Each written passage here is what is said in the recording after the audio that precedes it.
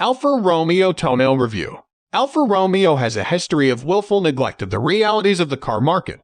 The Tonale is far more pragmatic than most Alfas that have gone before. A car that's not for dreamers, but for actual buyers, a compact crossover of thoroughly moderate performance. It has some talents that put it fair and square against some firm opposition, including the Audi Q3, BMW X1, Mercedes GLA, and many more.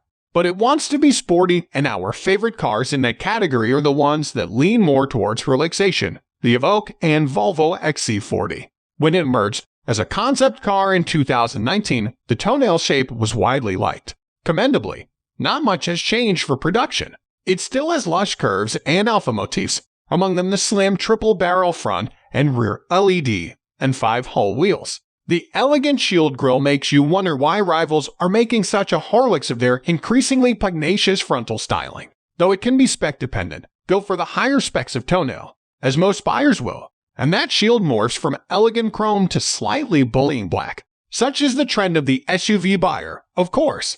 The European petrol range is all hybrid. Alfa needed that. At the moment it's constrained by having nothing electrified, so its fleet COO average is too high. There's a new model annually for the next 5 years, and its range will be all electric by 2027, we're told. This is the car that kicks off the firm's electrified movement. The top Tonale has a plug 271 VAP and AWD courtesy of an electrically driven rear axle, but it isn't available for test yet, even though it'll likely account for a smidge over half of sales owing to its low BAK rate for fleet buyers. The car you see here is a front driver with a 160 1.5-liter petrol engine. It's turbocharged, and efficiency at light effort is improved by its ability to run in the Miller cycle. The hybrid system is the non-plug kind, with an electric motor built into a standard 7-speed dual-clutch transmission. Even though it's just a 48V motor, it can get the car moving from rest, and you can park,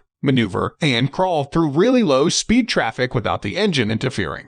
Lovely! The engine can also drop away to cruise or downhill instances where it's loaded up against the motor/generator and the wheels don't need much torque. It does. In the WLTP test cycle, the engine is silent for half the time, though obviously much less than half the distance.